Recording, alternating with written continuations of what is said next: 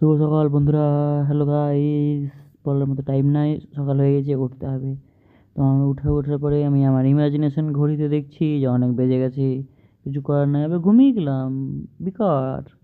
তো না, উঠতে হবে। কালকের বৃষ্টিতে ভিজার কারণে একটু মাথায় লাগছিল, ওটা কোনো যায় আসে না। আজকের দিনটা বেশ, সকালটা বেশ ঝলমল ঝলমল করছিল। অবশ্য 9টা বাজছে, যাই হোক। তো মুখ হাত ধুয়ে খিদা পেয়েছে, এবার যেতে হবে। বেকার তো খিদাটা বেশি পায়। তো গিয়ে দেখি মা পরোটা করছে, ছাতু দিয়ে পরোটা। তো খেতে হেভি লাগবে। এত খেতে মগ্ন হয়ে গেছিলাম যে শটটা নিতে ভুলে গেছি। ডোন্ট ওয়ারি, নেক্সট টাইম দেখিয়ে দেবো। তো কী করবো তাই ভাবছিলাম, খাওয়ার পরে তো তাড়াতাড়ি খেতে লাগলাম। খেয়ে দিয়ে আমি চলে গেলাম সোফাতে গিয়ে ষাট হলাম। দিয়ে ভাবছিলাম যে কী করা যায়, কী করা যায়, কী করা যায়, কী করা যায়। তো কী করা যায় ভাবলাম, তাহলে ঘুমানো যায়। এই ভাবতে ভাবতে আমি ঘুমিয়ে গেলাম।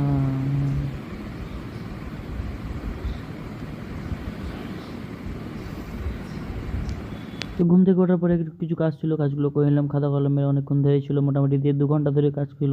তাড়াতাড়ি করে নিলাম সব কিছু। তো করে নিয়ে যখনই আমি ছাদে গেলাম, ছাদে গিয়ে দেখি আবার রোজকার মতো বৃষ্টি পড়ছে। কিন্তু আজকে ভিজলে হবে না, যেহেতু আমার ঠান্ডা লেগেছে। মা আমার পিঠের চামড়া আস্ত রাখিবে না, আমাকে বেঁধে মার পড়বে। সেজন্য আজকে গরম জলের সঙ্গে স্নান করতে হবে। তো যাই, স্নান ধান করা হয়ে গেল। এবার স্নান ধান করে মাথা মুছে চলে নিলাম। তারপরে দেখছি আমার খুব জোরে খিদা পেয়েছে, খেতে হবে। তো আমি চললাম নিচে, খেয়ে দিয়ে এসে অনেক লেট হয়ে গেল। দেখছি খুব বৃষ্টিও পড়ছে, সন্ধ্যা হয়ে গেছে। কী করা যায়, ঘুমিয়ে যাই, কোনো কাজ কাম নাই। তো টাটা, বাই বাই।